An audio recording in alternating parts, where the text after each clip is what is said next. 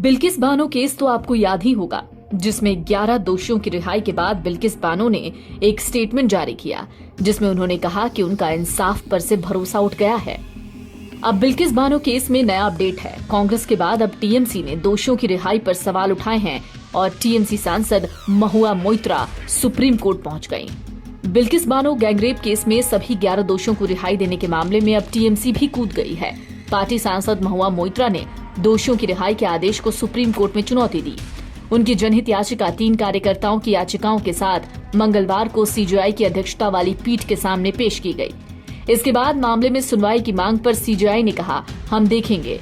उम्मीद जताई जा रही है कि सीजेआई जल्द ही इस मामले में सुनवाई कर सकते हैं। आपको बता दें, इससे पहले वरिष्ठ अधिवक्ता कपिल सिब्बल और अधिवक्ता अपर्णा भेंट भी सुप्रीम कोर्ट से इस मामले में जल्द सुनवाई का आग्रह कर चुके हैं।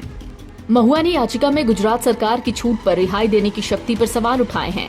इसमें कहा गया है कि चूंकि मामले की जांच सीबीआई ने की थी, इसलिए राज्य केंद्र की सहमति के बिना ऐसी रिहाई नहीं दे सकता। याचिका में दावा किया गया है कि दोषियों की रिहाई सीआरपीसी की धारा 432-435 के तहत नहीं की गई है।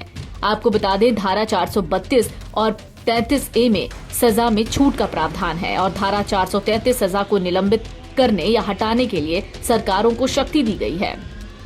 आपको बता दें, मुंबई की एक विशेष सीबीआई अदालत ने 21 जनवरी 2008 को हत्या और सामूहिक दुष्कर्म के मामले में सभी 11 आरोपियों को उम्र कैद की सजा सुनाई थी। बाद में बॉम्बे हाईकोर्ट ने उनकी सजा को बरकरार रखा। इन दोषियों ने 15 साल से ज्यादा समय तक जेल में सेवा की, जिसके बाद उनमें से एक ने अपनी समय पूर्व रिहाई के लिए सर्वोच्च न्यायालय का दरवाजा खटखटाया। शीर्ष अदालत ने गुजरात सरकार को उसकी सजा की छूट के मुद्दे को 1992 की नीति के अनुसार उसकी दोष सिद्धि की तारीख के आधार पर देखने का निर्देश दिया था। इसके बाद सरकार ने एक समिति का गठन किया। सभी दोषियों को जेल से समय से पहले रिहा करने का आदेश जारी किया गया। आपको बता दें, गोधरा कांड के बाद गुजरात में दंगे भड़क गए थे और इसी दंगे के दौरान 3 मार्च 2002 को दाहोद जिले के लिमखेड़ा तालुका के रंधिकपुर गाँव में भीड़ ने बिल्किस बानो के परिवार पर हमला किया।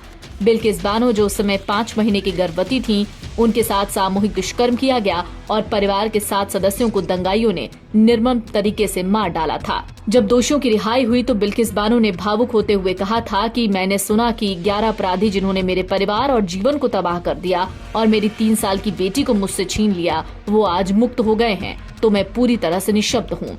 फिलहाल इस मामले में अब टीएमसी भी कूद पड़ी है। महुआ मोइत्रा ने सुप्रीम कोर्ट में एक याचिका दायर की है। अब देखने वाली बात होगी कि बिल्किस बानो के केस में आगे क्या होता है।